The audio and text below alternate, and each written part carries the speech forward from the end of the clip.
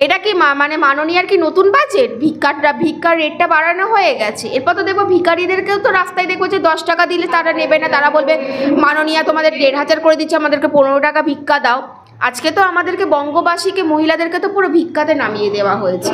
নারীদের ইজ্জতের দাম বাড়িয়ে দিলেন, মানে রাত্রিবেলায় তোমাকে পিঠে বানাতে হবে, তোমার বড়দেরকে চুপ করে থাকতে হবে। আজকে আমার বাড়ির মেয়েটার যদি কিছু হয়ে যায় আমাকে চুপ করে থাকতে হবে, কারণ 1500 টাকা পাওয়া যাবে।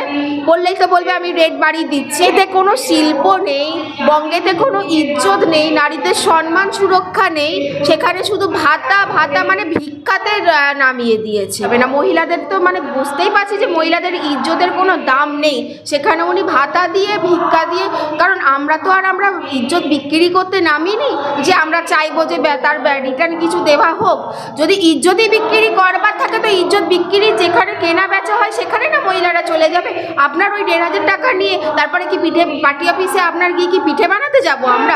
আশা কর্মীদের টাকা 1000 টাকা বাড়িয়ে দেওয়া হয়েছে, কি বলবেন? আরে একটা 1000 টাকা বাড়িয়ে কি হবে? একটা সংসারে তো মানে টিউশন ফিসই তো লেগে যায়। এখনকার স্কুলেদের আশাকর্মীদেরকে মানে এটা আরও বাড়ানো উচিত ছিল, অন্তত করে তাদের 30% বাড়ানো উচিত ছিল। বাড়িয়ে দেওয়া হচ্ছে 500 থেকে 1000, মানে 500 টাকা করে বাড়িয়ে দেওয়া হচ্ছে। সাধারণ অর্থাৎ জেনারেলের জন্য একেবারে 1000 টাকা 1500 টাকা, আর এসসি এসটিদের জন্য 1700 টাকা ভাতা। যে রাজ্যে মহিলাদের কোনো সুরক্ষা নেই সেই রাজ্যে ভাতা দিয়ে মহিলাদের মানে আমি এটাই বলতে চাইছি যে বাংলার নারীদেরকে ভিক্ষাশ্রী আর ভাতাশ্রীতে রেখে দিয়েছে। যে কোনো কিছুতেই মানে মহিলাদেরকে একটা রেট বেঁধে দিয়েছে। যেমন আমরা দেখেছি রেপ হলে 10 লাখ টাকা পাবে। বাহ, আমরা কি ভালো রাজ্যে আছি। হ্যাঁ, যে মহিলাদের রেপ হলে তাকে প্রমাণ করতে হচ্ছে যে আমি ধর্ষিতা হয়েছি, আমায় 10 লাখ টাকা দেওয়ার জন্য এখানে হয়ে গেছে। আজকে সেম জিনিসটাই তো করছে মুখ্যমন্ত্রী।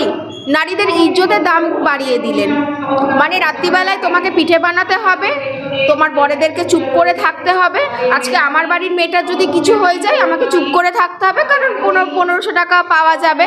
বললেই তো বলবে আমি রেট বাড়িয়ে দিচ্ছি। বঙ্গেতে কোনো শিল্প নেই, বঙ্গেতে কোনো ইজ্জত নেই, নারীদের সম্মান সুরক্ষা নেই, সেখানে শুধু ভাতা ভাতা মানে ভিক্ষাতে নামিয়ে দিয়েছে। এটা কি মানে মাননীয়ার কি নতুন বাজেট? ভিক্ষার রেটটা বাড়ানো হয়ে গেছে। এরপর তো দেখবো ভিখারিদেরকেও তো রাস্তায় দেখবো যে 10 টাকা দিলে তারা নেবে না, তারা বলবে মাননীয়া তোমাদের 1500 করে দিচ্ছে, আমাদেরকে 15 টাকা ভিক্ষা দাও। আজকে তো আমাদেরকে বঙ্গবাসীকে, মহিলাদেরকে তো পুরো ভিক্ষাতে নামিয়ে দেওয়া হয়েছে। লজ্জা, আর কি বলবো, এদেরকে নিয়ে কিছু বলা যায় না। আর এটা মানে খুবই লজ্জার ব্যাপার। তবে আমি এটাই বলতে চাই, নারীদের সম্মানের দাম 1500 টাকা নয়। নারীরা এবারে ঠিক সঠিক জায়গাতেই ভোটটা দেবে। হ্যাঁ, এবার যাদেরকে বোকা বানানো যায় তাদেরকে তো নিয়ে আর কিছু বলা যায় না। এটা লজ্জার একটা খুব বাজে জিনিস করলো। আশা কর্মীদের টাকা 1000 টাকা বাড়িয়ে দেওয়া হয়েছে, কি বলবেন? আরে একটা 1000 টাকা বাড়িয়ে কি হবে?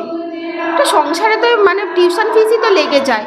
এখনকার স্কুলেদের আশাকর্মীদেরকে মানে এটা আরও বাড়ানো উচিত ছিল, অন্তত করে তাদের 30% বাড়ানো উচিত ছিল। ভোট কেনা যাবে? একদম নয়, মহিলাদেরকে ভোট পাওয়া যাবে না, একদম মহিলাদের ভোট পাওয়া যাবে না। মহিলাদের তো মানে বুঝতেই পারছি যে মহিলাদের ইজ্জতের কোনো দাম নেই, সেখানে উনি ভাতা দিয়ে ভিক্ষা দিয়ে, কারণ আমরা ইজ্জত বিক্রি করতে নামিনি যে আমরা চাইবো যে তার রিটার্ন কিছু দেওয়া হোক। যদি ইজ্জতই বিক্রি করবার থাকে তো ইজ্জত বিক্রি যেখানে কেনা বেচা হয় সেখানে না মহিলারা চলে যাবে। আপনার ওই 1500 টাকা নিয়ে তারপরে কি পার্টি অফিসে আপনার গিয়ে কি পিঠে বানাতে যাবো আমরা?